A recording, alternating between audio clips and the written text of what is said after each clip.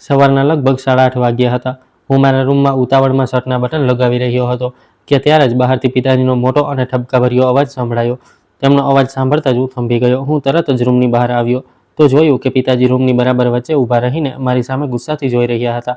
તેમણે પોતાની કાંડા ઘડિયાળ તરફ ઇશારો કરતા નારાજગીથી કહ્યું, તારી ઓફિસ 9 વાગ્યે શરૂ થાય છે કે 11 વાગ્યે? રોજ આજ તમાશો રહે છે.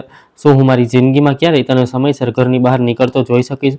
મેં હળવા સ્મિત સાથે કહ્યું, અરે પિતાજી, હજુ તો ઘણો સમય છે. ઓફિસ અહીંથી માત્ર 15 મિનિટ દૂર છે. મારી બેદરકારીભરી વાત સાંભળીને તેમનો ચહેરો વધુ લાલ થઈ ગયો. તેમણે કડક અવાજમાં કહ્યું, આજની નાની નાની બેદરકારીઓ માણસને જિંદગીમાં ક્યાંયનો નથી છોડતી. અરે સમયની કિંમત સમજ. એકવાર સમય વીતી ગયો તો પછી માત્ર પસ્તાવો જ રહી જાય છે. મેં તરત જ નજરો ઝુકાવી લીધી, ધીમેથી માથું હલાવ્યું અને બોલ્યો, જી પિતાજી. આટલું કહીને હું ઉતાવળમાં ફ્લોર પર પહેલા મારા બૂટ પહેરવા લાગ્યો. તે જ સમયે રસોડાનો પડદો હલ્યો અને માં હાથમાં ગરમા ગરમ પરાઠા લઈને બહાર આવી. તેમણે પ્રેમથી કહ્યું, ચાલ પહેલાં નાસ્તો કરી લે, પછી આરામથી નીકળજે. મેં ઘડિયાળ જોતાં કહ્યું, માં મોડું થઈ રહ્યું છે, રસ્તામાં કંઈક ખાઈ લઈશ. પરંતુ માં ક્યાં માને તેવી હતી. તેમણે પરાણે પ્લેટ મારા હાથમાં પકડાવતા કહ્યું, આખો દિવસ બહાર કામ કરતો રહે છે, ખાલી પેટે કેવી રીતે કામ કરીશ? ચૂપચાપ બેસ અને નાસ્તો કર. માના પ્રેમ અને જીદ સામે મારે હાર માનવી જ પડી. હું નાસ્તાના ટેબલ પર જઈને બેસી ગયો. મારી બંને બહેનો પણ ત્યાં જ બેઠી હતી. મને બેસતો જોઈને મોટી બહેન મજાક કરતા હસતા હસતા બોલી, મમ્મી જોઈ લેજે, આપણો વહાલો ભાઈ લગ્ન પછી પણ બિલકુલ નહીં સુધરે. ત્યારે તેની બિચારી પત્ની રોજ તેની પાછળ નાસ્તો લઈને ભાગતી ફરશે. મેં પરાઠાનો એક ટુકડો તોડતા મોં બગાડીને કહ્યું, મારી પત્નીએ મારી બિલકુલ ચિંતા કરવી નહીં પડે. હું દુનિયાનો સૌથી આજ્ઞાકારી અને સમયનો પાકો પતિ બનીશ.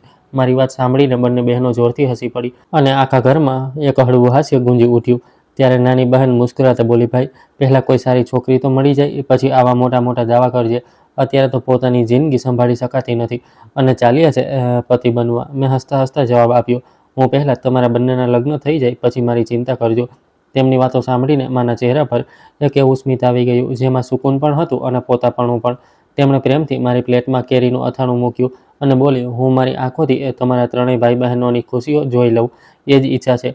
તમને સૌને પોતાના ઘર પરિવારમાં ખુશ જોઈ લઉં. તે પછી જો મારો શ્વાસ પણ રોકાઈ જાય તો મને કોઈ અફસોસ નહીં રહે. તે જ સમયે પિતાજી પણ પોતાના રૂમમાંથી બહાર આવ્યા અને ધીમેથી ખુરશી પર બેસી ગયા. તેમણે ધ્રુજતા હાથે ચાનો કપ ઉઠાવ્યો અને મારી તરફ જોતા ગંભીર અવાજમાં કહ્યું, સાંભળ દીકરા, આજે ઓફિસેથી સીધો ઘરે આવજે. મિત્રો સાથે આમ તેમ રોકાતો નહીં અને કોઈ હોટલમાં પણ બેસતો નહીં. સીધો ઘરે આવજે. મેં આશ્ચર્યથી પૂછ્યું, કેમ પિતાજી, કોઈ ખાસ વાત છે? તેમણે ચાની ચૂસકી લેતા માત્ર આટલું જ કહ્યું, આજે સાંજે તારે મારી સાથે એક જરૂરી જગ્યાએ ચાલવાનું છે, તૈયાર રહેજે. મને લાગ્યું કદાચ કોઈ સંબંધી કે ઓળખીતાને ત્યાં જવાનું હશે, એટલે મેં આગળ કંઈ પૂછ્યું નહીં. નાસ્તો પૂરો કરીને હું ઊભો થયો. માના હાથમાંથી મારી બેગ લીધી, તેમના ચરણ સ્પર્શ કર્યા અને ઘરની બહાર નીકળી ગયો.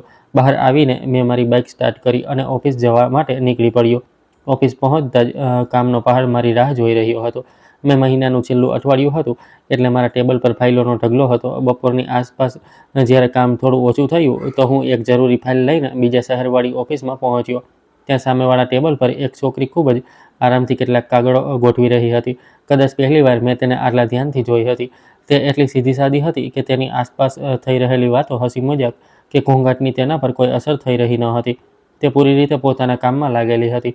મેં ચૂપચાપ ફાઇલ તેની સામે મૂકી દીધી. તેણે માથું ઉઠાવીને મારી તરફ જોયું અને શાંત પણ સ્પષ્ટ અવાજમાં બોલી, આની સાથે આ ફોર્મ પણ લગાવી દો, તો જ હું આને આગળ મોકલી શકીશ. હું થોડો અચકાતા બોલ્યો, મારી પાસે આ ફોર્મ નથી.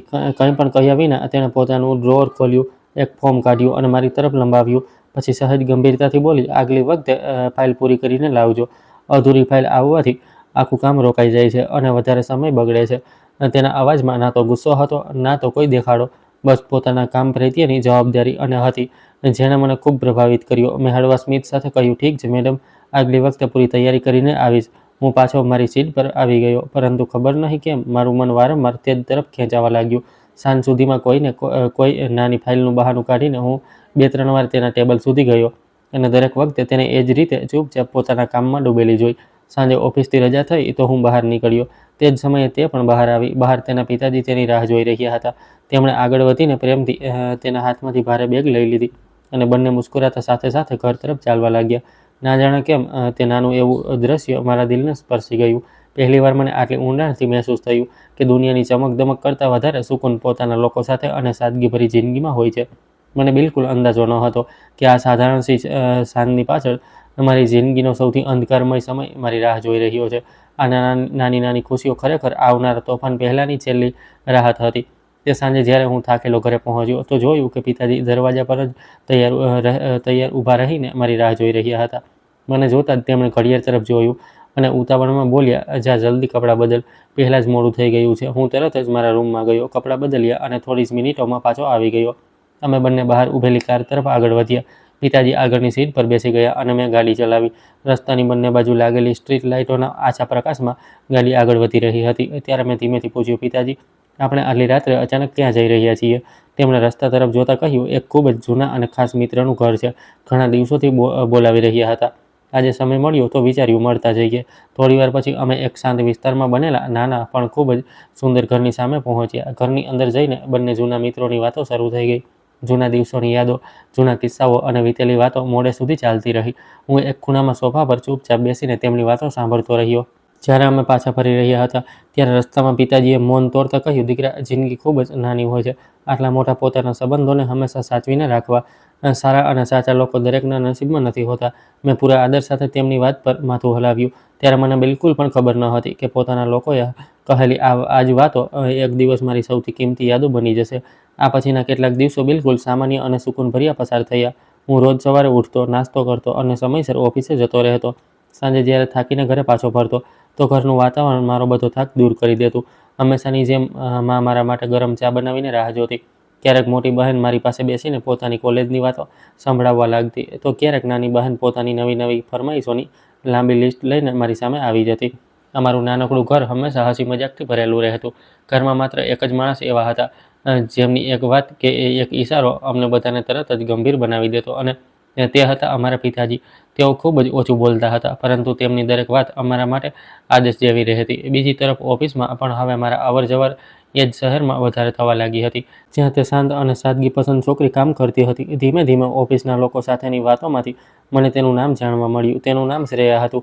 તે પોતાના નામની જેમ જ ખૂબ સુંદર હતી. ઓફિસની બીજી છોકરીઓની જેમ તે નકામી ગપસપ સમય બગાડતી ન હતી. ઓફિસ પૂરી થતાં જ તે ક્યાંક પણ રોકાયા વગર સીધી પોતાના ઘરે જતી રહેતી. ઘણા છોકરાઓ તેની સાથે મિત્રતા કરવાની કોશિશ કરતા કે કારણ વગર વાતો શરૂ કરતા, પરંતુ તે હંમેશા માત્ર કામની જ વાત કરતી અને પછી તરત જ પોતાની સીટ પર જઈને કામમાં લાગી જતી. ખબર નહીં કેમ તેની આ જ સાદગી અને સમજદારી મને ખૂબ ગમવા લાગી હતી. એક દિવસ બપોરે હું ઓફિસની કેન્ટીનમાં એકલો બેસીને ચા પી રહ્યો હતો કે ત્યારે જ શ્રેયા પોતાની એક સહકર્મી સાથે ત્યાં આવી અને ચા લેવા લાગી. કેન્ટીનમાં ઘણી ભીડ હતી. તમામ ટેબલ ભરાયેલા હતા. માત્ર મારા ટેબલની સામેની બે ખુરશીઓ ખાલી હતી. તેની સહકર્મી મારી પાસે આવી અને ખૂબ જ વિનમ્રતાથી બોલી, જી, જો તમને કોઈ વાંધો ન હોય તો શું અમે અહીં બેસી શકીએ છીએ? મેં તરત જ મુસ્કરીને કહ્યું, બિલકુલ, આરામથી બેસો. બંનેએ આભાર માન્યો અને સામે આવીને બેસી ગઈ. તેઓ અંદરો અંદર વાતો કરી રહી હતી. મારે તેમની સાથે કોઈ લેવા દેવા ન હતા, પરંતુ ત્યારે જ તેમની વાતચીતનું એક વાક્ય મારા કાને પડ્યું. શ્રેયાની સહકર્મી ચાની ચૂસકી લેતા મુસ્કરાઈને બોલી, તું દર મહિને તારો પૂરો પગાર ઘરવાળાઓને કેમ આપી દે છે? થોડું પોતાના માટે પણ ખર્ચ કર, કંઈક પોતાના માટે પણ બચાવી રાખ. શ્રેયાના ચહેરા પર જરા પણ પરેશાની ન આવી. તેણે બિલકુલ શાંત અવાજમાં કહ્યું, પપ્પાની તબિયત પહેલાં જેવી નહોતી રહેતી, અવારનવાર બીમાર રહે છે. એવામાં તે ઘરની જવાબદારી નિભાવવી એ મારી ફરજ છે. જો હું માત્ર મારી ખુશી વિશે વિચારીશ તો ઘર કેવી રીતે ચાલશે? તેની આ વાતો સાંભળીને મારા મનમાં તેના પ્રત્યે જે સન્માન હતું તે વધુ વધી ગયું. પહેલીવાર મને દિલથી મહેસૂસ થયું કે અસલી સુંદરતા ચહેરામાં નહીં, પરંતુ માણસની વિચારસરણી અને તેની સચ્ચાઈમાં હોય છે. આ બધું વિચારતો જ્યારે હું તે સાંજે ઘરે પાછો ફર્યો તો જોયું કે મા અને મારી બંને બહેનો ડાઇનિંગ રૂમમાં બેસીને ધોયેલા કપડાની ઘડી કરી રહી હતી. હું પણ કંઈક વિચાર્યા વગર તેમની પાસે જમીન પર બેસી ગયો. એટલામાં નાની બહેન મસ્તીથી મારા ખિસ્સામાંથી મોબાઈલ કાઢતા હસીને બોલી, જરા હું પણ જોઉં આજકાલ અમારા ભાઈ કોની સાથે આટલી મોડે સુધી મોબાઈલ પર લાગેલા રહે છે. ક્યાંક કોઈનો કોઈ ખાસ મેસેજ તો છુપાવીને નથી રાખ્યો? મેં જેવો જ મોબાઈલ હાથમાં લીધો કે તરત જ મારી નાની બહેન ઝટ દઈને આગળ વધી અને મારા હાથમાંથી મોબાઈલ છીનવતા ચીડાઈને બોલી, ભાઈ, દરેક વખતે મોબાઈલમાં ઝાંખવાની આદત ક્યારે છોડશો? બસ દરેક વખતે મોબાઈલ જોવામાં જ લાગેલા રહો છો. એટલામાં મોટી બહેને મને ચીડવવાની તક મળી ગઈ. તે મુસ્કુરાતા બોલી, અરે, કંઈક તો ગડબડ છે, નહીંતર આપણો સીધો સાદો ભાઈ પોતાનો મોબાઈલ આટલી ગભરાહટમાં ક્યારે નથી છીનવતો. લાગે છે મામલો ખરેખર દિલનો છે. મેં હસવું દબાવતા ગુસ્સાનું નાટક કર્યું અને બોલ્યો, તમારા બંને પાસે કોઈ બીજું કામ નથી કે શું? આખો દિવસ બસ મને જ ચીડવતી રહો છો. અમારી નોકઝોક સાંભળીને રસોડામાં દરવાજે ઊભેલી માં સહેજ મુસ્કુરાઈ. પછી તેમણે ખૂબ જ પ્રેમથી મારી તરફ જોયું એણે ધીમેથી પૂછ્યું, સારું દીકરા, એક વાત પૂછું, જો તને કોઈ છોકરી ગમતી હોય તો સાફ સાફ કહી દેજે, પાછળથી એવું ના કહેતો કે ઘરવાળાઓએ તારી પસંદ ના પૂછી. માની વાત સાંભળીને હું થોડી પળો માટે બિલકુલ ચૂપ થઈ ગયો. એવું લાગ્યું જાણે એક પળ માટે મારા દિલના ધબકારા થંભી ગયા હોય. પછી મેં મારી જાતને સાંભળી અને મુસ્કુરાતા વાત બદલી નાખી. હું બોલ્યો, અરે માં, એવી કોઈ વાત નથી. તમે પણ કારણ વગર વિચારવા લાગો છો. પરંતુ તે રાત્રે મારા રૂમમાં પથારી પર સૂતા પછી મને ઘણી મોડે સુધી ઊંઘ ન આવી. અંધારામાં છતને જોતાં જોતાં વારંવાર શ્રેયાનો શાંત ચહેરો, તેનો મીઠો અવાજ અને તેની વાતો મારી સામે ઘૂમવા લાગી. હું પોતે પણ સમજી શકતો ન હતો કે મારા દિલમાં આખરે ચાલી શું રહ્યું છે. શું આમ માત્ર ઓફિસમાં સાથે કામ કરવાને કારણે થયેલી એક નાની એવી પસંદ હતી, કે પછી મારા દિલમાં ખરેખર કંઈક ઊંડું જન્મ લઈ ચૂક્યું હતું? આ જ ગૂંચવણો વચ્ચે ઘણા દિવસો પસાર થઈ ગયા. એક દિવસ ઓફિસમાં અચાનક એક ખૂબ જ જરૂરી નવી ફાઇલ આવી ગઈ. મેનેજરના કહેવા પર તે ફાઇલ પર મારે એક શ્રેયાને સાથે મળીને કામ કરવાનું હતું. ઘણા કલાકોની મહેનત પછી જ્યારે ફાઇલ પૂરી થઈ ગઈ અને ઓફિસનું વાતાવરણ થોડું શાંત થયું, ત્યારે મેં હિંમત ભેગી કરી. મારું દિલ ખૂબ જ ઝડપથી ધડકી રહ્યું હતું. ધ્રુજતા અવાજમાં મેં તેને કહ્યું, वो જો તમને ખરાબ ના લાગે તો શું હું તમને એક વાત પૂછી શકું? મારી વાત સાંભળીને તે થોડી પળો માટે રોકાઈ ગઈ. તેણે ધીમેથી મારી તરફ જોયું. તેના ચહેરા પર હળવું એવું સ્મિત હતું, જેણે મારા દિલના ધબકારા વધુ વધારી દીધા. તેણે ફાઇલ ટેબલ પર મૂકતા શાંત અવાજમાં કહ્યું, જી પૂછો. મેં હિંમત કરીને તેની આંખોમાં જોતા કહ્યું, તમે હંમેશા આટલા ગંભીર અને શાંત કેમ રહો છો? આખી ઓફિસમાં આટલો હસી મજાક ચાલતો રહે છે, પરંતુ તમે ક્યારે પોતાને તેમાં સામેલ નથી કર્યા. ક્યારેક ખુલીને મુસ્કુરાઈ પણ લીધા કરો. મારી વાત સાંભળીને તેના ચહેરા પર એક હળવું ઉદાસ સ્મિત આવી ગયું. તેણે ઊંડો શ્વાસ લીધો અને ખૂબ જ શાંત અવાજમાં કહ્યું, દરેક માણસની જિંદગી એક સરખી નથી હોતી.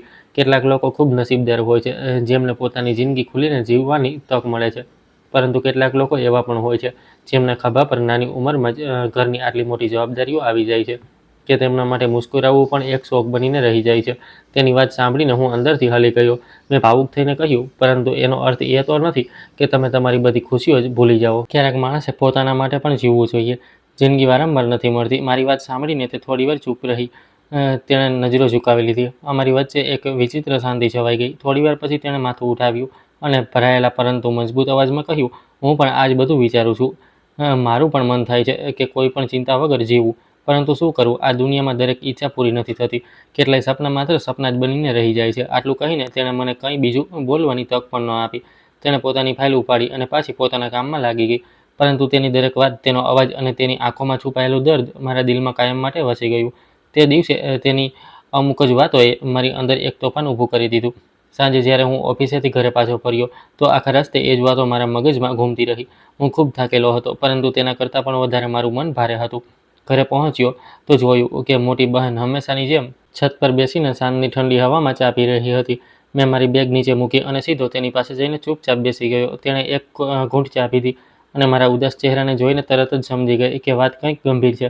મેં ધીમેથી કહ્યું, મારે તારી સામે બહુ જ જરૂરી વાત કરવી છે, સાંભળીશ? મારો ધ્રુજતો અવાજ સાંભળીને તે તરત જ સીધી થઈને બેસી ગઈ અને બોલી, શું થયું ભાઈ? આજે તારો ચહેરો જણાવી રહ્યો છે કે વાત બહુ ગંભીર છે. જલ્દી બતાવ. મેં મુસ્કરાવીને કોશિશ કરી, પરંતુ આ વખતે સ્મિત પણ મારો સાથ નહોતું આપી રહ્યું. મેં ગળું સાફ કર્યું, હિંમત ભેગી કરી અને ધીમા અવાજમાં કહ્યું, વો ઓફિસમાં એક છોકરી છે. તે બધાથી અલગ છે. ખબર નહીં કેમ, પરંતુ મારું દિલ તેના માટે ધડકવા લાગ્યું છે. મારી વાત સાંભળીને મોટી બહેન થોડી પળો સુધી મને જોતી રહી. પછી તેના ચહેરા પર એક પ્યારું એવું સ્મિત આવી ગયું. તે હસતા હસતા બોલી, અચ્છા, તો આખરે અમારે જિદ્દી ભાઈને પણ કોઈ પસંદ આવી ગઈ છે. હું તો ક્યારની આ દિવસની રાહ જોઈ રહી હતી. મેં તરત હાથ ઉઠાવીને તેને રોકી અને બોલ્યો, ઊભી રહે, મારી વાત પૂરી સાંભળ. અત્યારે આ વાત માત્ર આપણી વચ્ચે જ રહેશે. ઘરમાં કોઈને ના કહેતી. પહેલાં મને એ તો ખબર પડી જાય કે તે મારા વિશે શું વિચારે છે.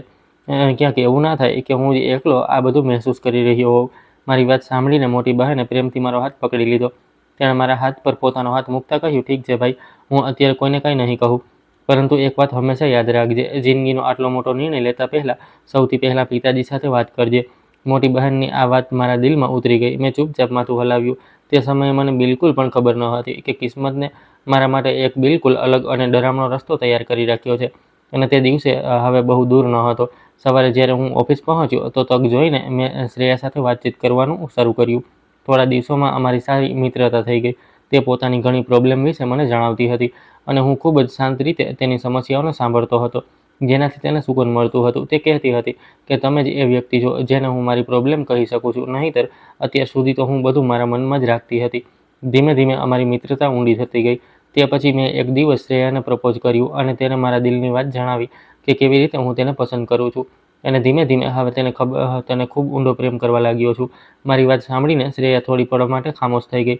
પછી બહુ વાર વિચાર્યા પછી બોલી, સાચું તો એ છે કે હું પણ તમને પસંદ કરવા લાગી છું. જે સંબંધ મિત્રતાથી શરૂ થયો હતો, આજે આગળ વધીને મારા મનમાં પણ પ્રેમની જગ્યા લઈ ચૂક્યો છે. પરંતુ કહેતા ડરતી હતી, કારણ કે તમારા મનમાં શું છે એ મને ખબર ન હતી. જો તમે માત્ર મિત્રતા જ રાખવા માંગતા હોવ તો ક્યાંક મારા એકરાર કરવાથી આપણી મિત્રતા ના બગડી જાય, એટલા માટે મેં મારા દિલની વાત ન કહી. પરંતુ હકીકત એ છે કે હું પણ તમને પસંદ કરું છું. પહેલીવાર મને કોઈ એવી વ્યક્તિ મળી છે જેણે મારી વાતોને સાંભળવાનો પ્રયાસ કર્યો છે, મારી તકલીફને સમજવાનો પ્રયાસ કર્યો છે, જેની સાથે સમય પસાર કરીને મને સારું લાગે છે, જેની સાથે વાતો કરીને મને સુકૂન મળે છે. હું પણ તમને પ્રેમ કરવા લાગી છું. તમે મારા સૌથી સારા મિત્ર હોવાની સાથે સાથે મારો પ્રેમ પણ છો. આ જ હકીકત છે. આ સાંભળીને હું ખૂબ ખુશ થયો.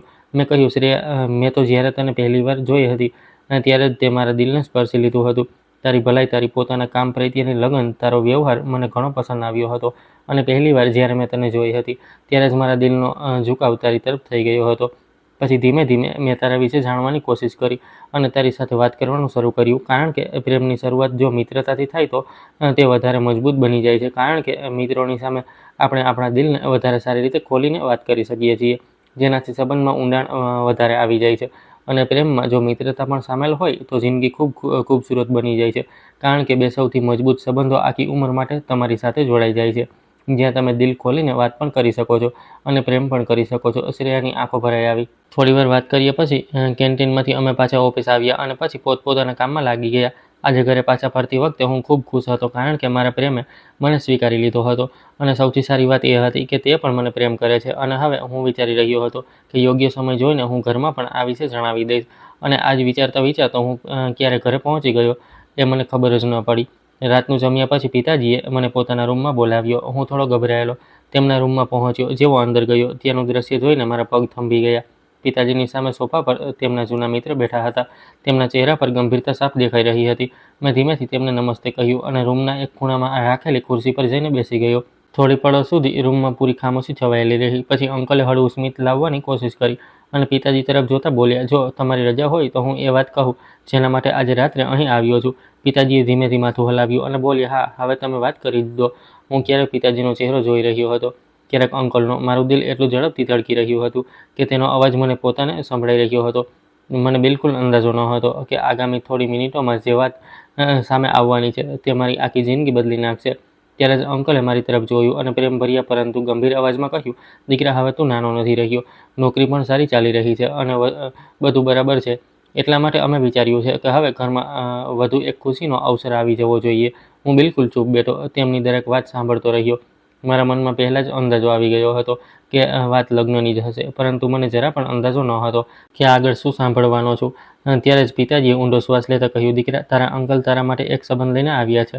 પહેલા પૂરી વાત શાંતિથી સાંભળજે, પછી વિચારી સમજીને જવાબ આપજે. મેં હોઠો પર જીભ ફેરવતા ધીમેથી કહ્યું, જી પિતાજી, તમે જણાવો. ત્યારે અંકલ આગળ ઝૂકતા બોલ્યા, જો દીકરા, તને તો ખબર જ છે કે અમારી એક જ દીકરી છે, કાવ્યા. મારી ઈચ્છા છે કે તે આજ ઘરની વહુ બને, પોતાના જ લોકોની વચ્ચે રહે. હું આ સાંભળીને બિલકુલ સ્તબ્ધ રહી ગયો. મારી ચૂપીને અંકલે મારી શરમ સમજી લીધી.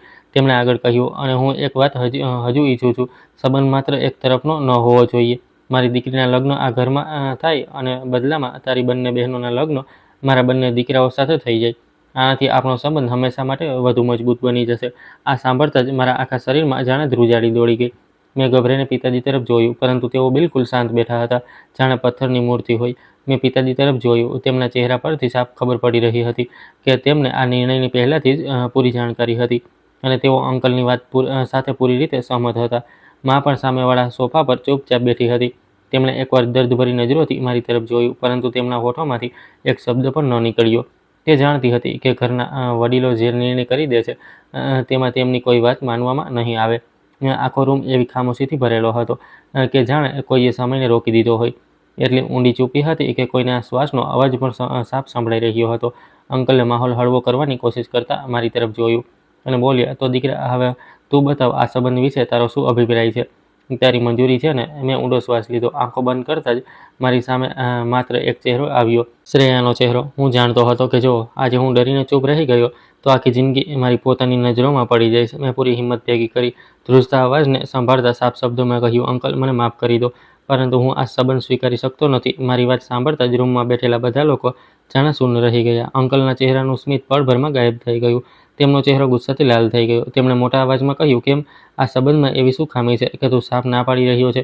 મેં નજરો ઝુકાવીને કહ્યું, કારણ કે હું કોઈ બીજા સાથે લગ્ન કરવા માંગુ છું. મારી વાત પૂરી થતાં જ એવું લાગ્યું જાણે આખા રૂમની હવા થંભી ગઈ હોય. થોડી પળો સુધી અંકલ મને ઘૂરતા રહ્યા. પછી ગુસ્સાથી ધ્રુજતા અવાજે બોલ્યા, શું મતલબ? અમારી હાજરીમાં તું તારી પસંદની વાત કરી રહ્યો છે? મેં હિંમત કરીને તેમની આંખોમાં જોયું અને કહ્યું, જી, મને એક છોકરી પસંદ છે. જો હું લગ્ન કરીશ તો તેની સાથે જ કરીશ, બીજા કોઈની સાથે નહીં. આટલું સાંભળતા જ પિતાજી ગુસ્સામાં પોતાની ખુરશી પરથી ઊભા થઈ ગયા. તેમણે જોરથી ટેબલ પર હાથ માર્યો. અવાજ આખા રૂમમાં ગુંજી ગયો. ગુસ્સાથી ધ્રુજતા અવાજમાં તેઓ બોલ્યા, તને જરા પણ અંદાજો છે કે તું શું બોલી રહ્યો છે? તારું મગજ ખરાબ થઈ ગયું છે કે શું? હું ડરી તો ગયો હતો, પરંતુ પાછળ હટવા તૈયાર ન હતો. મેં ધીમેથી કહ્યું, જી પિતાજી, મને પૂરી સમજ છે કે હું શું કહી રહ્યો છું. મારી વાત સાંભળીને તેમનો ગુસ્સો વધુ વધી ગયો. તેમણે કહ્યું, આટલો મોટો નિર્ણય કરી લીધો અને અમને જણાવવાનું પણ જરૂરી ન સમજ્યું? અમારી સલાહ લેવી તો દૂર, અમને વિશ્વાસમાં લેવાનું પણ જરૂરી ન લાગ્યું? મેં માથું ઝુકાવીને કહ્યું, હું યોગ્ય સમયની રાહ જોઈ રહ્યો હતો, જેથી જાતે તમને બધું જણાવી શકું. મારી વાત સાંભળીને અંકલ કડવું હસી પડ્યા. તેઓ ઊભા થઈને મારી બિલકુલ સામે આવી ગયા. મારી આંખોમાં જોતા બોલ્યા, યોગ્ય સમય, પ્રેમ અને યોગ્ય સમય તને કદાચ અંદાજો પણ નથી કે તારા આ એક નિર્ણય માત્ર તારી જિંદગી નહીં બદલે, પરંતુ આખા ઘરને આગમાં ધકેલી દેશે. હું ચૂપચાપ તેમની વાતો સાંભળતો રહ્યો. તેમણે દરવાજા તરફ ઇશારો કરતા કહ્યું, જરા બહાર જો, તારી બંને બહેનો દરવાજા પર ઊભી છે, પહેલાં તેમને પણ જોઈ લે. મેં ગભરાઈને પાછળ જોયું. બંને બહેનો દરવાજા પાસે ઊભી હતી. બંનેના ચહેરા પીળા પડી ચૂક્યા હતા. તેમની આંખોમાં આંસુ ભરાયેલા હતા. અંકલે કડક અવાજમાં કહ્યું, ધ્યાનથી સાંભળી લે. જો આજે તારી જીદને કારણે આ સંબંધ તૂટી ગયો તો મારા બંને દીકરાઓ તારી બંને બહેનો સાથે ક્યારેય લગ્ન નહીં કરે. પછી જોજે એમના સંબંધો કેવા થશે. આ સાંભળતા જ નાની બહેનનો ચહેરો બિલકુલ સફેદ પડી ગયો. તેના પગ ધ્રુજવા લાગ્યા. મોટી બહેન તરત દોડીને તેની પાસે પહોંચી અને તેને સંભાળી લીધી. એવું લાગ્યું જાણે કોઈએ મારી છાતીમાં ખંજર ભોંકી દીધું હોય, પરંતુ તેમ છતાં મેં મારી જાતને સંભાળી. મેં પૂરી મજબૂતીથી કહ્યું, સંબંધ ક્યારેય મજબૂરી કે દબાણથી નથી બનતા. જબરજસ્તીના સંબંધ ક્યારેય ખુશીઓ નથી આપતા. મારી વાત સાંભળતા જ અંકલનો ગુસ્સો ચરમસીમાએ પહોંચી ગયો. તેઓ થોડી પળો સુધી બોલી જ ન શક્યા. પછી પિતાજી તરફ જોઈને બોલ્યા, વિનોદ સાહેબ, મેં હંમેશા તમારા સન્માન કર્યું છે, પરંતુ આજે પહેલીવાર હું આ ઘરમાંથી આટલું મોટું અપમાન લઈને જઈ રહ્યો છું. આટલું કહીને તેઓ ઝડપી પગલે રૂમમાંથી બહાર નીકળી ગયા. તેમના ગયા પછી આખું ઘર ફરીથી ઊંડી ખામોશીમાં ડૂબી ગયું. થોડીવાર પછી પિતાજી પણ ધીમે ધીમે પોતાની જગ્યાએથી ઊભા થયા. તેમણે મારી તરફ એવી નજરોથી જોયું જેમાં માત્ર ગુસ્સો અને નિરાશા હતી. તેમણે ધ્રુજતા અવાજમાં કહ્યું, તે માત્ર તારા વિશે વિચાર્યું, તે ના ઘરની ઇજ્જતની પરવા કરી અને ના તારી બહેનોના ભવિષ્યની. મેં ધીમેથી કહ્યું, પિતાજી, મારી વાત સમજવાની કોશિશ કરો. મેં કોઈને દગો નથી આપ્યો. મેં માત્ર મારી જિંદગીનું સત્ય તમારી સામે રાખ્યું છે. તેમણે ગુસ્સામાં કહ્યું, પરંતુ તારા આ એક નિર્ણયે આખા પરિવારના સપના તોડી નાખ્યા. આટલું કહીને તેઓ મારી તરફ ફરીથી જોયા વગર રૂમની બહાર જતા રહ્યા. હું ત્યાં જ ખુરશી પર બેઠો રહ્યો. એવું લાગી રહ્યું હતું જાણે મારા શરીરમાંથી બધી તાકાત નીકળી ગઈ હોય. ત્યારે જ માં ધીમે ધીમે ઉઠી. તે મારી પાસે આવી. તેમણે ધ્રુજતા હાથે મારા માથા પર હાથ ફેરવ્યો અને ખૂબ ધીમા અવાજમાં બોલી, દીકરા, મને ખબર છે તે ખૂબ વિચારી સમજીને નિર્ણય લીધો હશે, પરંતુ તું તારા પિતાજીને જાણે છે. તેમનો ગુસ્સો અને તેમનું સ્વાભિમાન ખૂબ મોટું છે. તેમને મનાવવા સરળ નહીં હોય. મેં આંખોમાં આંસુ સાથે કહ્યું, માં, હું કોઈની જિંદગી બરબાદ કરવા નહોતો માંગતો. મેં ક્યારે નહોતું વિચાર્યું કે ઘરમાં આટલું મોટું તોફાન આવી જશે. માએ પ્રેમથી મારા માથા પર હાથ ફેરવ્યો, એક ઊંડો શ્વાસ લીધો અને કંઈ પણ કહ્યા વગર રૂમમાંથી બહાર જતી રહી. રાત ઘણી થઈ ચૂકી હતી, પરંતુ મારા દિલનો બોજ ઓછો થવાનું નામ નહોતો લઈ રહ્યો. હું એકલો છત પર જતો રહ્યો અને એક અંધારા ખૂણામાં જઈને બેસી ગયો. ઘણીવાર સુધી હું ત્યાં ચૂપચાપ બેઠો રહ્યો. ત્યારે જ સીડીઓ પરથી કોઈના આવવાનો હળવો અવાજ સંભળાયો. મેં પાછળ ફરીને જોયું. મારી બંને બહેનો ધીમે ધીમે મારી તરફ આવી રહી હતી. નાની બહેન માથું ઝુકાવીને મારી પાસે ઊભી રહી ગઈ. મોટી બહેન મારી સામે જમીન પર બેસી ગઈ. અમે ત્રણેય ઘણીવાર સુધી કંઈ પણ બોલ્યા વગર બેઠા રહ્યા. માત્ર રાતની હવા અને દબાયેલા દુષ્કાઓનો અવાજ સંભળાઈ રહ્યો હતો. થોડીવાર પછી મોટી બહેને ધીમા અવાજમાં પૂછ્યું, ભાઈ, શું હું તને છેલ્લી વાર એક વાત પૂછી શકું? મેં ચૂપચાપ માથું હલાવ્યું. તેણે ઊંડો શ્વાસ લીધો અને બોલી, સાચું સાચું કહેજે, તું તે છોકરી ખરેખર એટલી સારી છે કે તેના માટે તે આખા પરિવારને દાવ પર લગાવી દીધો? મેં એક પળ પણ બગાડ્યા વિના કહ્યું, હા, તે એનાથી પણ ઘણી વધારે સારી છે જેટલું તું વિચારી રહી છે. મારી વાત સાંભળીને તે થોડીવાર સુધી ચૂપ રહી. પછી તેણે મારો હાથ પોતાના હાથમાં લઈને કહ્યું, જો તારો નિર્ણય આટલો પાકો છે તો હું ઈચ્છીશ કે તારો પ્રેમ અને તને મળી જાય, કારણ કે જો એવું ન થયું તો મને આ ઘરનું ભવિષ્ય વિચારીને ખૂબ ડર લાગે છે. એટલામાં નાની બહેનની આંખોમાંથી આંસુ વહેવા લાગ્યા. તે ડરમસ અવાજમાં બોલી, ભાઈ, મને તમારામાંથી કોઈ ફરિયાદ નથી અને તમે મારા મોટા ભાઈ છો, પરંતુ હવે મને ખૂબ ડર લાગી રહ્યો છે. જો અંકલ નારાજ થઈ ગયા તો તેઓ ક્યારેય મને પોતાની વહુ નહીં બનાવે. પછી કદાચ અમારા લગ્ન પણ ક્યાંય નહીં થઈ શકે. તમે તમારા પ્રેમ માટે લડાઈ લડી છે, પરંતુ અમે છોકરીઓ ઈચ્છીને પણ અમારા મનની વાત નથી કહી શકતી. અમારા નસીબનો નિર્ણય હંમેશા કોઈ બીજું કરે છે. તેની વાતો સાંભળીને મારું દિલ તૂટી ગયું. મારી પાસે તેના સવાલોનો કોઈ જવાબ ન હતો. મેં માત્ર આટલું જ કહ્યું, બધું સારું થશે, હિંમત હારતી નહીં.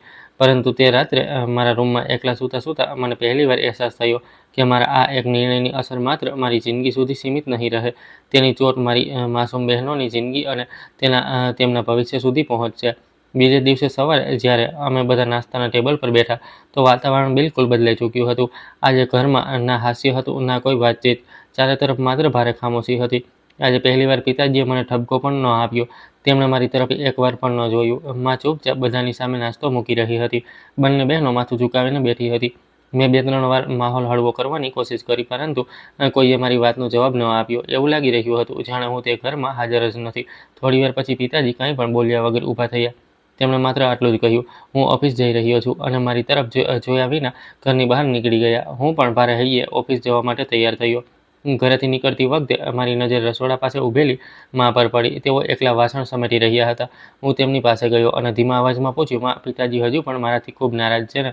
મા થોડી પળ ચૂપ રહી. પછી બારી તરફ જોતા બોલી, દીકરા, પિતાનું દિલ બહારથી ભલે ગમે તેટલું કઠોર લાગે, અંદરથી ખૂબ નરમ હોય છે, પરંતુ આ સમયે તેમના સ્વાભિમાનને ખૂબ ઠેસ પહોંચી છે. એટલા માટે કોઈ એવું પગલું ના ભરતો જેનાથી આ ઘરનું બધું જ હંમેશા માટે તૂટી જાય. મેં તેમના ધ્રુજતા હાથ મારા હાથમાં પકડી લીધા. આંખોમાં આંસુ ભરાઈ આવ્યા. મેં કહ્યું, મા, હું કોઈ ખોટો રસ્તો નથી પસંદ કરી રહ્યો. હું માત્ર મારી પસંદની એક સારી છોકરી સાથે ઇજ્જતથી લગ્ન કરવા માંગુ છું. ઓફિસ પહોંચ્યા પછી પણ મારું મન કોઈ કામમાં નહોતું લાગી રહ્યું. રાતની બધી વાતો વારંવાર મગજમાં ઘૂમી રહી હતી. બપોરના સમયે અચાનક મારો મોબાઈલ રણક્યો. સ્ક્રીન પર શ્રેયાનું નામ ચમકી રહ્યું હતું. મેં તરત ફોન ઉપાડ્યો. સામેથી તેનો ધ્રુજતો અવાજ આવ્યો, બધું ઠીક છે ને? તમારો અવાજ ઘણો બદલાયેલો લાગી રહ્યો છે. મને ડર લાગી રહ્યો છે. ક્યાંક મારી કારણે તમને કોઈ પરેશાની તો નથી થઈ ને? મેં મારી જાતને સંભાળી અને તેનાથી કંઈ પણ છુપાવ્યા વિના રાતની બધી વાતો તેને જણાવી દીધી.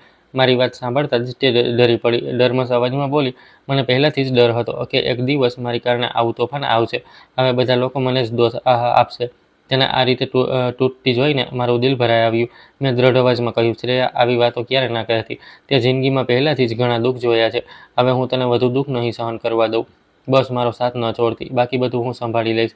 તે ડરતા ડરતા બોલી, મને ડર લાગી રહ્યો છે ક્યાંક મારા પપ્પાની ઇજ્જત પર કોઈ આંચ ન આવી જાય. તે જ સાંજે અમે શહેરમાં એક શાંત પાર્કમાં મળવાનો નિર્ણય કર્યો. જ્યારે હું ત્યાં પહોંચ્યો તો તે એક બેન્ચ પર બેસીને સતત રડી રહી હતી. તેનો ચહેરો બિલકુલ પીળો પડી ગયો હતો. આંખો સૂજી ગઈ હતી. તેને તે હાલતમાં જોઈને મારું દિલ ભરાઈ આવ્યું. અમે બંને ઘણીવાર સુધી કંઈ પણ બોલ્યા વગર બેઠા રહ્યા. ચારે તરફ વિચિત્ર ઉદાસી ફેલાયેલી હતી. થોડીવાર પછી તેણે આંસુઓથી ભરેલી આંખોથી મારી તરફ જોયું અને ખૂબ ધીમા અવાજમાં પૂછ્યું, જો તમારા પિતાજી કોઈ પણ કિંમતે આ સંબંધ માટે તૈયાર ન થયા અને આ કારણે તમારું આખું ઘર તૂટવા લાગ્યું, ત્યારે તમે શું કરશો?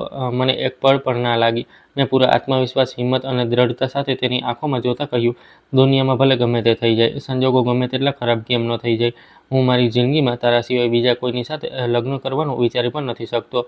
હું દરેક મુશ્કેલીથી તારું રક્ષણ કરીશ અને તને મારા ઘરે જ જરૂર લઈ જઈશ. તારે ડરવાની જરૂર નથી. મારી વાત સાંભળીને તે ઘણીવાર સુધી મારી આંખોમાં જોતી રહી. પછી તેની આંખોમાં ખુશી અને પ્રેમના આંસુ ભરાઈ આવ્યા. તેણે મારો ધ્રુજતો હાથ પોતાના હાથમાં લીધો અને ધીમેથી બોલી, મને તમારી પાસેથી બસ આ જ વાતની આશા હતી. તે રાત્રે લગભગ 2 વાગ્યે મારી આંખ ખૂબ તરસ લાગવાને કારણે ખુલી ગઈ. હું પાણી પીવા માટે રૂમની બહાર નીકળ્યો.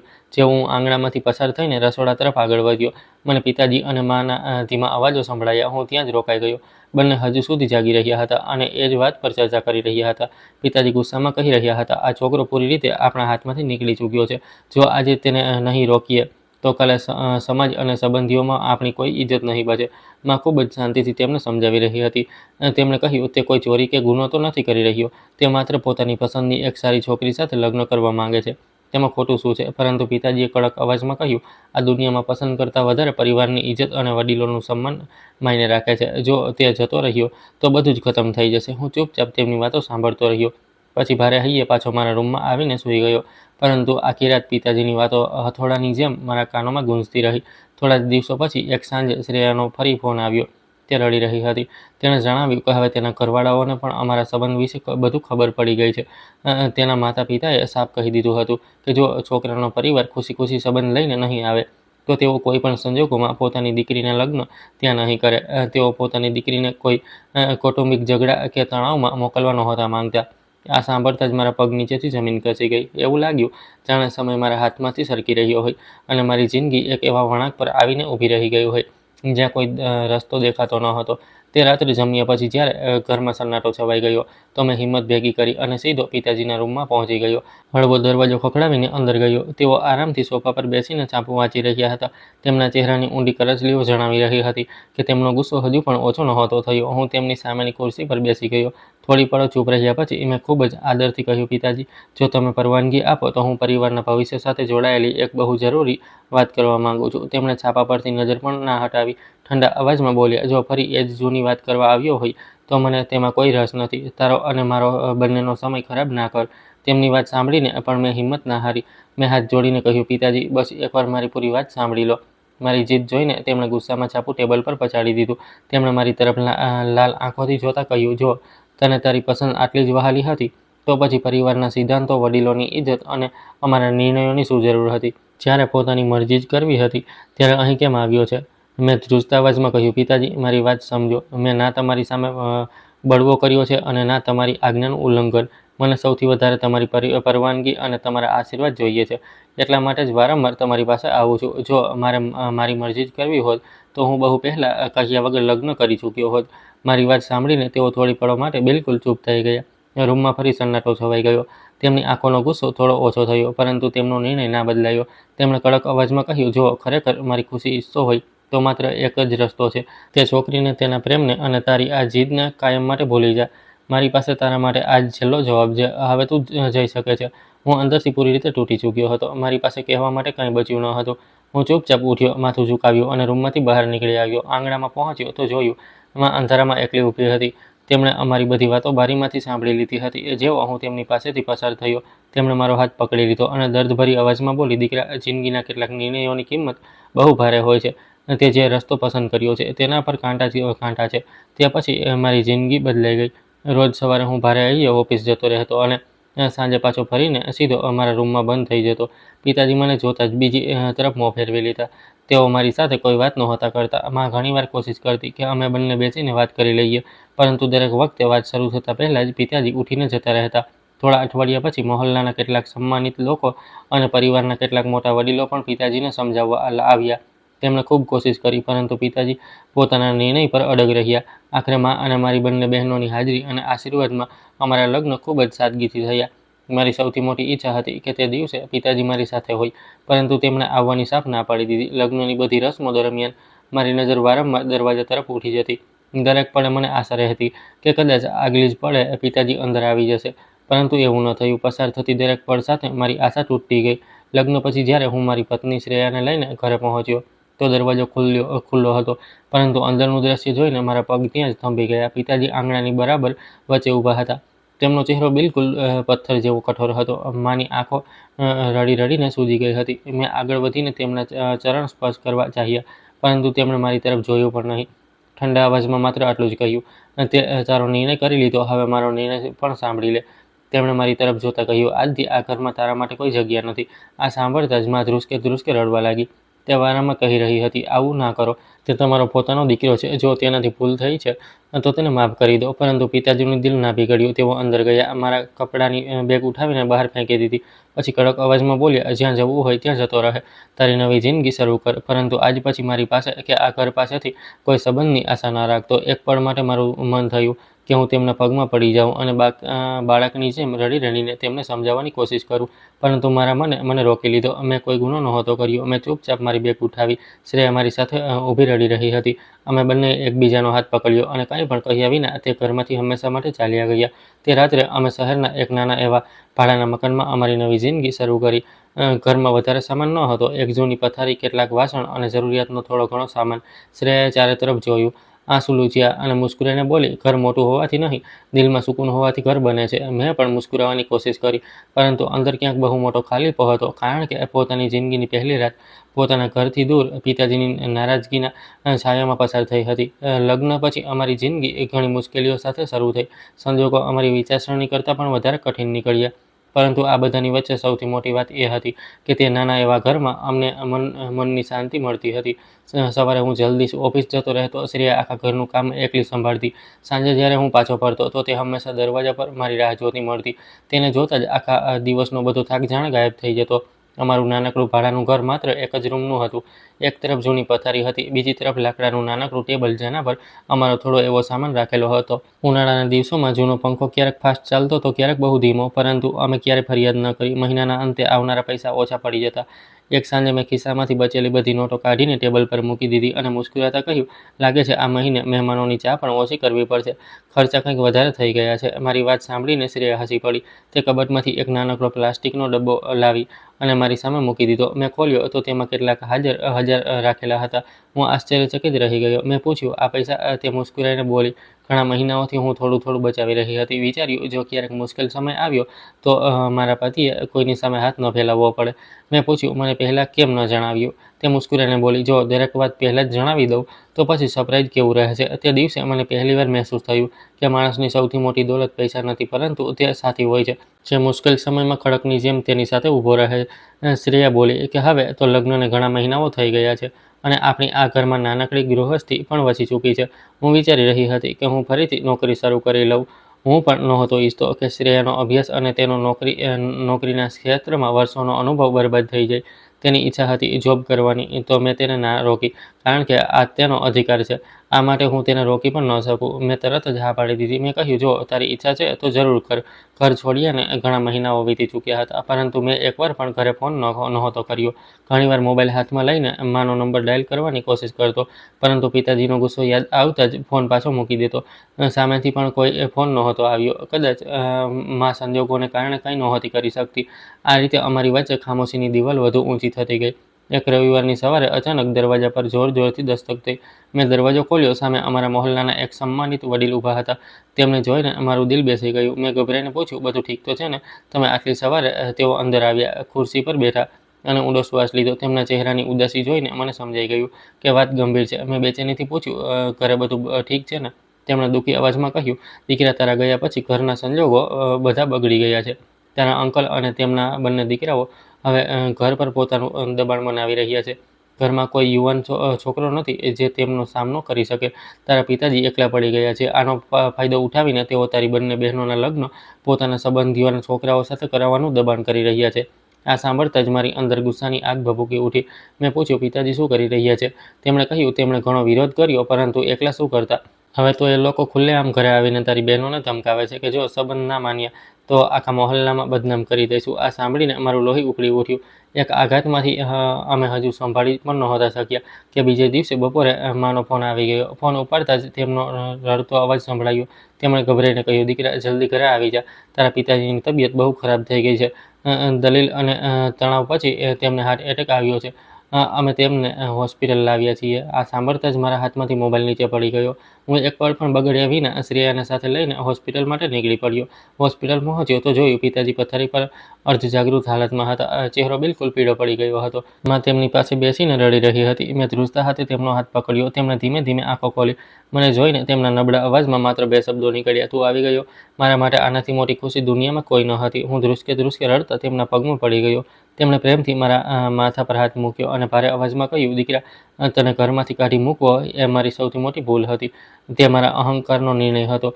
પરંતુ હવે આ ઘરને બચાવવા અને તારી બહેનોની ઇજ્જતનું રક્ષણ કરવા માટે તું અને શ્રેયા હંમેશા અહીં જ રહેશો. હવે ક્યાંય ના જતો. આ સાંભળતા જ માની આંખોમાંથી ખુશીના આંસુ વહી નીકળ્યા. સારું થયું કે તારી બહેનોના લગ્ન એ ઘરમાં ના થયા.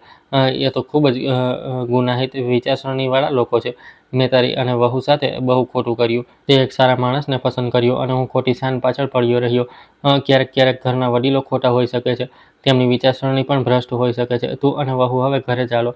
તે સાંજે હું અને શ્રેયા અમારો બધો સામાન લઈને હંમેશા માટે પાછા ઘરે આવી ગયા. બંને બહેનોએ મુસ્કુરાઈને અમારું સ્વાગત કર્યું. એવું લાગ્યું જાણે વિખરાયેલો પરિવાર ફરીથી એક થઈ ગયો હોય. પરંતુ ઘરનું વાતાવરણ હજુ પણ પહેલાં જેવું ન હતું. પિતાજી મને પાછો તો લઈ આવ્યા હતા, પણ તેમના મનની બધી નારાજગી હજુ ખતમ નહોતી થઈ.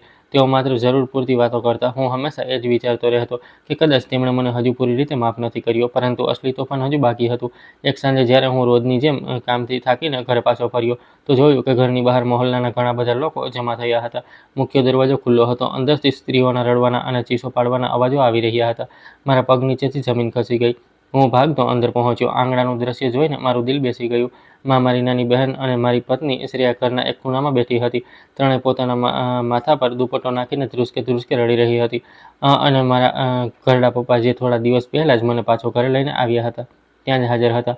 આખી જિંદગીનું તેમનું અભિમાન અને શક્તિ જાણે એક જ પળમાં તૂટી ગઈ હતી. તેઓ સોફા પરથી લથડીને નીચે પડી ગયા હતા અને જમીન પર બેભાન પડ્યા હતા. તેમનો ચહેરો બિલકુલ સફેદ પડી ચૂક્યો હતો અને બહુ મુશ્કેલીથી તેમના શ્વાસ ચાલી રહ્યા હતા. આ મંજર જોઈને મારી દુનિયા જ ઉજળી ગઈ. હું ધ્રુજતા માની પાસે ગયો અને ચીખ મારીને બોલ્યો, "માં, શું થયું? આપણા ઘર પર અચાનક કઈ મુસીબત આવી પડી?" માં ધ્રુસકે ધ્રુસકે રડી પડી. હાથ જોડીને ધ્રુજતા અવાજમાં બોલી, "દીકરા, જ્યારથી તું ઘર છોડીને ગયો છે, તારા અંકલ અને તેમના બંને દીકરાઓ તરુણ અને વિકાસની દાનત આપણી જમીન અને બાપ દાદાની મિલકત પર લાગી ગઈ હતી. તેઓ કોઈ પણ કિંમતે બધું પોતાના નામે કરાવવા માંગતા હતા. આજે ધોળે દિવસે જ્યારે ઘરમાં તું નહોતો, એ લોકો જબરજસ્તી ઘરમાં ઘૂસી આવ્યા. તેઓ તારી મોટી બહેનને પોતાની સાથે લઈ ગયા. જતાં જતાં ધમકી આપીને ગયા છે કે જો આપણે જમીન અને ઘરના બધા કાગળિયા તેમના નામે ના કર્યા, તો તેઓ તારી બહેનને ક્યારેય પાછી નહીં આવવા દે." માની વાત સાંભળતા જ મારા પગ નીચેથી જમીન ખસી ગઈ. એવું લાગ્યું જાણે આસમાન તૂટીને મારા માથા પર પડી ગયું હોય. આ એક જ ઘટનાએ પપ્પાનો બધો ઘમંડ અને હિંમત ચકનાચૂર કરી દીધી હતી. આઘાત એટલો મોટો હતો કે તેઓ સોફા પરથી પડીને બેભાન થઈ ગયા. મેં એક પળ પણ બગાડ્યા વિના માં, નાની બહેન અને મારી પત્ની શ્રેયાની મદદથી પપ્પાને ઉઠાવ્યા. તેમને કારની પાછળની સીટ પર સુવડાવ્યા અને પૂરી ઝડપે શહેરની સૌથી મોટી હોસ્પિટલ તરફ નીકળી પડ્યો.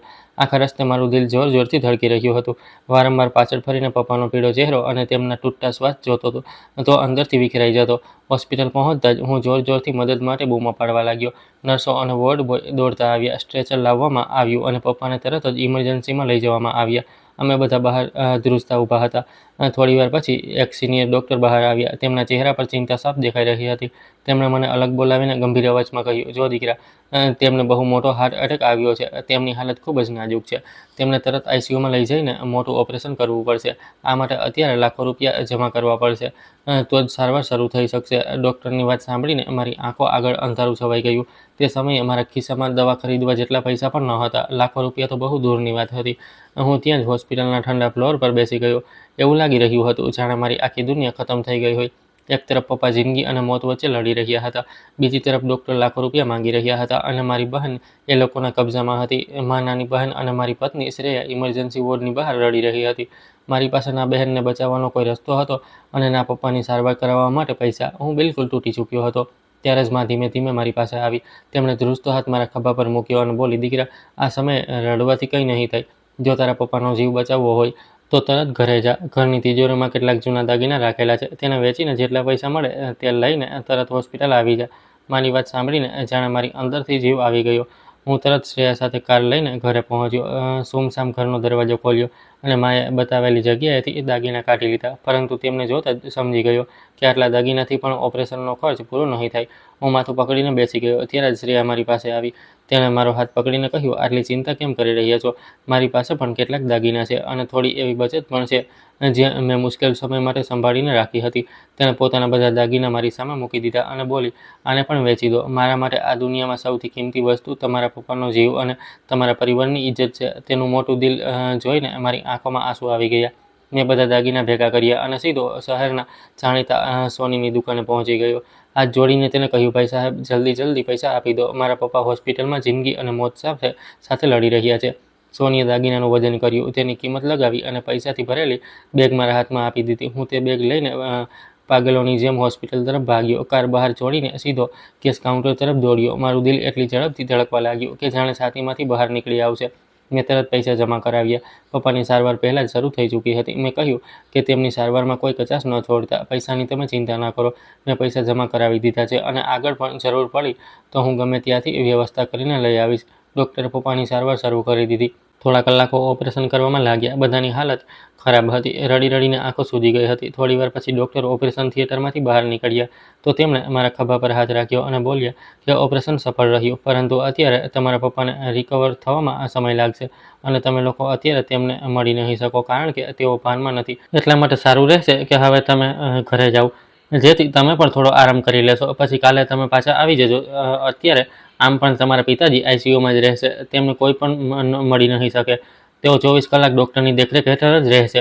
મેં માને સમજાવી. તે આવવા તૈયાર નહોતી, પણ મેં બોલ્યો કે અહીં ઊભા રહેવાનો કોઈ ફાયદો નથી અને ડૉક્ટરે કહ્યું છે કે ઓપરેશન સફળ થયું છે. હું નથી ઈચ્છતો કે હવે તમારી તબિયત પણ ખરાબ થાય. તમે જોઈ રહ્યા છો કેવી હાલત થઈ ગઈ છે આપણા ઘરની. મારા સમજાવવા પર તે ઘરે આવવા માટે તૈયાર થઈ ગઈ. તે પછી અમે લોકો ઘરે પાછા ફર્યા. જ્યારે અમે ઘરે પાછા આવી રહ્યા હતા ત્યારે ઘરની બહાર મારી નજર અંકલના બંને દીકરાઓ પર પડી, જેઓ ત્યાં જ ઊભા હતા. તેમને જોતાં જ મારી અંદર દબાયેલું તોફાન ફાટી નીકળ્યું. હું દોડીને ગયો અને તરુણનો હાથ પકડીને તેને જમીન પર પછાડી દીધો અને ચીસો પાડતા બોલ્યો, મારી બહેન ક્યાં છે? તેને અત્યારે મારી સામે લઈને આવ, નહીંતર આજે અહીં તને જીવતો નહીં છોડું. મારું આખું શરીર ગુસ્સા અને દર્દથી ધ્રુજી રહ્યું હતું. હું તેનો કોલર પકડીને રડતો રહ્યો. તમે લોકો મારી બહેનને લઈને ગયા અને એ જ આઘાતે મારા પિતાને આઈસીયુમાં પહોંચાડી દીધા. મારી બહેન મને પાછી આપી દો. મારી બૂમો સાંભળીને આખા મહોલ્લાના લોકો ભેગા થઈ ગયા. મેં પૂરી તાકાતથી તેને ધક્કો મારીને દૂર ફેંક્યો અને બૂમ પાડીને કહ્યું, આજ પછી જો તમે બંને આ મહોલ્લામાં કે મારા ઘરની આસપાસ પણ દેખાયા તો હું પોલીસને બોલાવી લઈશ અને તમારા લોકો પર કેસ કરીશ. મહોલ્લાવાળાઓએ પણ ગુસ્સામાં આવીને તે બંનેને ત્યાંથી ભગાડી દીધા. તેઓ અપમાનિત થઈને શેરીમાંથી ભાગી છૂટ્યા અને હું રડતો રડતો પાછો ઘરે ફર્યો. મારી મોટી બહેન હજુ પણ તેમની કેદમાં હતી. મેં મારા આંસુ લૂછ્યા, દિલને મજબૂત કર્યું અને એક પણ બગાડ્યા વિના સીધો પોલીસ સ્ટેશન પહોંચ્યો. સ્ટેશનના ગેટ પર પહોંચતા જ મેં ઇન્સ્પેક્ટરની સામે હાથ જોડી દીધા અને મારી બહેન સાથે થયેલા વ્યવહારની તથા પિતાની હાલતની પૂરી ઘટના સંભળાવી દીધી. હું રડતા રડતા બોલ્યો, મારી બહેનને એ લોકોએ ચુંગાલમાંથી છોડાવી લો, નહીંતર મારું ઘર હંમેશા માટે બરબાદ થઈ જશે. મારી હાલત જોઈને પોલીસે તરત જ એક મોટી ટીમ તૈયાર કરી. હું પોતે પોલીસની ગાડીમાં બેસીને તેમને એ સુમસામ જગ્યાએ લઈ ગયો જ્યાં મને શંકા હતી કે મારી બહેનને બંદી બનાવીને રાખવામાં આવી છે. પપ્પાના મોઢેથી મેં તેમના મિત્રના જૂના ઘર વિશે સાંભળ્યું હતું. આખા રસ્તે મારું દિલ જોર જોરથી ધડકતું રહ્યું. પોલીસની ગાડીઓની સાયરન સંભળાતા જ એ ખંડર મકાનની બહાર દોડધામ મચી ગઈ. ગાડી ઊભી રહેતા જ હું સૌથી પહેલાં દોડીને અંદર ઘૂસ્યો. પાછળ પાછળ પોલીસના જવાનો પણ અંદર આવી ગયા. જ્યારે પોલીસે બંધ રૂમનો કાટવાળો ભારે દરવાજો તોડ્યો તો સામેનું દ્રશ્ય જોઈને મારા પગ નીચેથી જમીન ખસી ગઈ. મારી માસૂમ મોટી બહેન રૂમના અંધારા ખૂણામાં ડરેલી બેઠી હતી. તેનો ચહેરો સૂજી ગયો હતો અને સુકાઈ ગયેલા આંસુઓના નિશાન સાફ દેખાઈ રહ્યા હતા. મને જોતાં જ તે જમીન પર તડફડતા રડી પડી, ભાઈ મને બચાવી લો, આ લોકો મને જીવતી નહીં છોડે. તેનો અવાજ સાંભળતા જ મારું લોહી ઉકળી ઉઠ્યું. હું દોડીને તેની પાસે પહોંચ્યો. તેને છાતીએ લગાવી લીધી. તે મને ભેટીને નાના બાળકની જેમ રડવા લાગી. ડૂસકા ભરતા તેણે પૂછ્યું, ભાઈ પપ્પા ક્યાં છે? શું તમે એકલા મને લેવા આવ્યા છો? તે માસૂમ સવાલે મારું દિલ દુભાવ્યું. મેં મારા આંસુ રોકતા તેના માથા પર હાથ ફેરવ્યો અને કહ્યું, મારી બહેન પપ્પા ઠીક છે, બસ તારી સાથે થયેલા આ અકસ્માતને કારણે તેમની થોડી તબિયત ખરાબ થઈ ગઈ છે, એટલા માટે તેઓ નથી આવી શક્યા. તે જ સમયે તરુણ અને વિકાસ પાછળના દરવાજેથી ભાગવાની કોશિશ કરતા પકડાઈ ગયા. તેમને જોતાં જ મારો ગુસ્સો આસમાને આંબી ગયો. હું ઝપટીને વિકાસ પર તૂટી પડ્યો અને તેના પર સતત મુક્કાઓ વરસાવવા લાગ્યો. હું ચીસો પાડી રહ્યો હતો, તમે લોકોએ મારી બહેનની જિંદગી બરબાદ કરી નાખી, મારું ઘર ઉજાડી નાખ્યું, મારા પિતાને આઈસીયુ પહોંચાડી દીધા. વિકાસ કરગરતા બોલ્યો કે મેં તારી બહેન સાથે કશું ખોટું નથી કર્યું.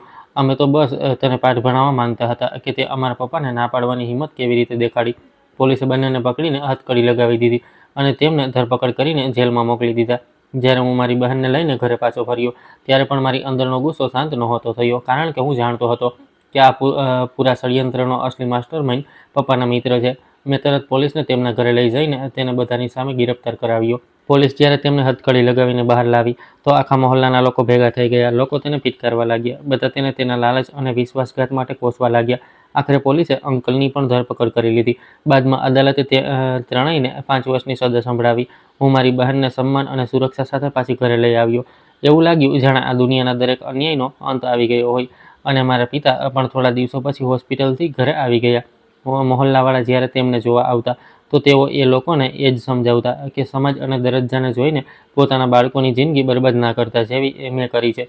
તેમની પસંદને પ્રધાન આપજો અને જાતે પણ જો તેમના માટે કોઈ સંબંધ જોવો તો દરજ્જા કરતાં પહેલાં તેમનો વ્યવહાર જોજો, તેઓ કેવા માણસ છે એ જોજો. જો તમારા બાળકો કોઈને પસંદ કરે છે અને તેમની પસંદનો માણસ સારો છે તો તેમને તેમની પસંદનો જીવનસાથી પસંદ કરવાનો પૂરો અધિકાર છે.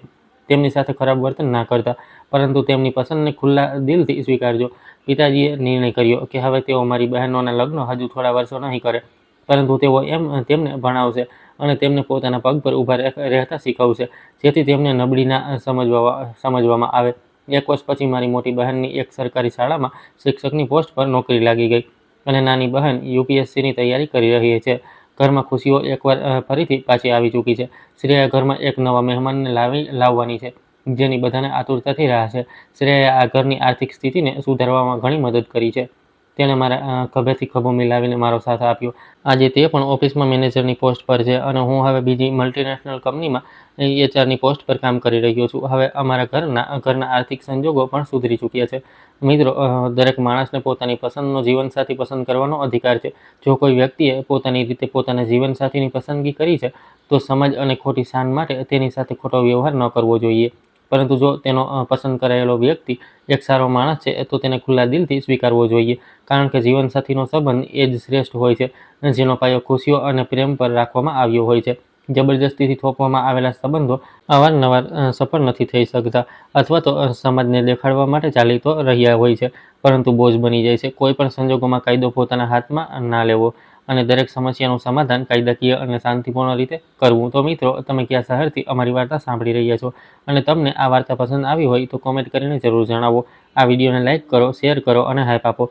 સાથે જ ચેનલને સબસ્ક્રાઈબ કરવાનું ના ભૂલતા. અને જો તમને મારી મહેનત પસંદ આવી હોય તો મને સુપર થેન્ક્સ આપીને તમારો પ્રેમ અને સપોર્ટ જરૂર દેખાડજો, જેથી હું તમારા માટે આવી જ શાનદાર વાર્તાઓ લાવતો રહું. આ વાર્તા સંપૂર્ણપણે કાલ્પનિક છે અને માત્ર મનોરંજન અને સામાજિક સંદેશ આપવાના ઉદ્દેશ્યથી લખવામાં આવી છે. વાર્તાના તમામ પાત્રો, ઘટનાઓ, સંવાદો, સ્થાનો અને સંજોગો લેખકની કલ્પના પર આધારિત છે. જો તેમનું કોઈ વાસ્તવિક વ્યક્તિ, ઘટના, સંસ્થા કે સ્થાન સાથે કોઈ સામ્ય જણાય, તો તે માત્ર સંયોગ છે. વાર્તામાં દર્શાવેલ અપરાધ, અપહરણ, હિંસા, ધમકી કે અન્ય નકારાત્મક ઘટનાઓનું કોઈ પણ પ્રકારે સમર્થન, મહિમામંડન કે પ્રોત્સાહન કરવામાં આવ્યું નથી. તેમનો ઉદ્દેશ્ય માત્ર વાર્તાના કથાનકને રજૂ કરવાનો અને અંતમાં સકારાત્મક સામાજિક સંદેશ આપવાનો છે. આ વાર્તાનો ઉદ્દેશ્ય કોઈ વ્યક્તિ, સમુદાય, સંસ્થા કે વિચારધારાની ભાવનાઓને ઠેસ પહોંચાડવાનો નથી. આ વાર્તા માત્ર મનોરંજન અને જાગૃતતાના ઉદ્દેશ્યથી રજૂ કરવામાં આવી છે. ધન્યવાદ.